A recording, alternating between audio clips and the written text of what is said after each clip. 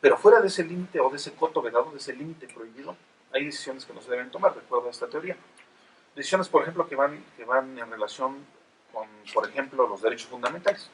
Los derechos fundamentales, por ejemplo, todos sabemos que no pueden decidirse, modificarse, reformarse o aplicarse, incluso aplicarse por virtud de una decisión democrática. No puede ser esto.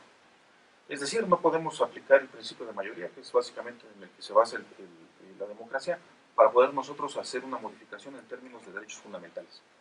Por tanto, por tanto la teoría del coto vedado tiene vigencia en este sentido.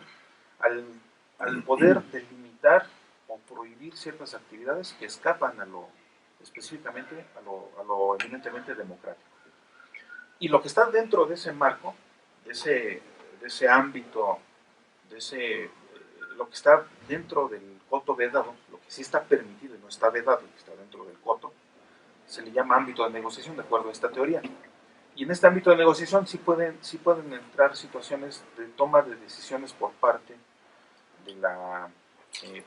de la ciudadanía o por parte, en este caso, por parte de los electores, ¿no? De los ciudadanos, las personas que tienen los requisitos mínimos para tomar decisiones electorales.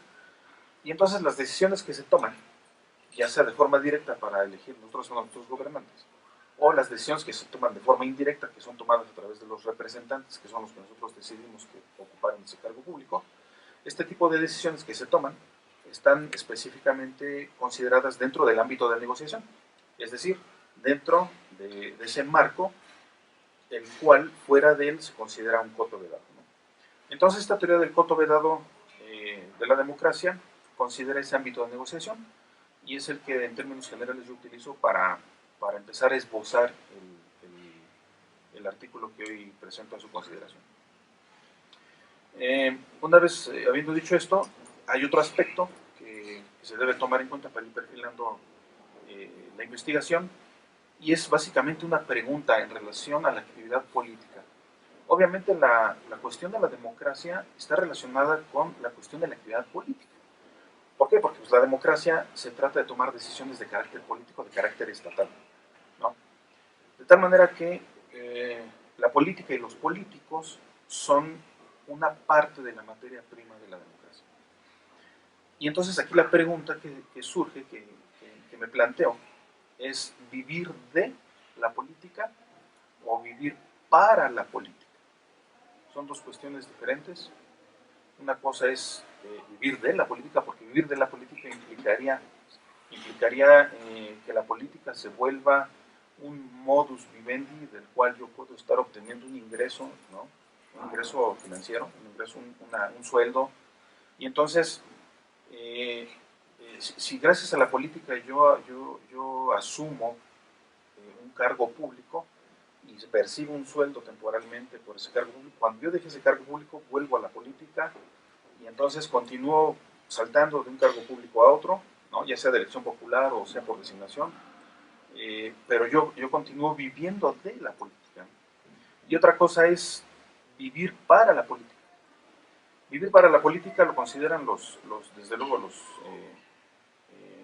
los teóricos, lo consideran la situación más ideal del político, porque dice, el que vive para la política es el que realmente le invierte energía, le invierte su intelecto, su sensibilidad social, su sensibilidad política para realmente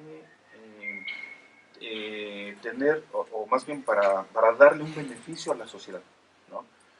Y entonces el político se convierte específicamente en eso, realmente en eso, en lo que debe de ser un político es una persona que vive en la polis y que se interesa por la polis, se interesa por la ciudad y le interesa que la ciudad funcione bien, marche bien, y entonces se convierte más bien en una figura, en una persona que vive para la política y a diferencia de vivir de la política, pues no digamos que no exprime las arcas de la nación para poder seguir subsistiendo, sino que tiene que darle, más bien va de aquí para allá, ¿no?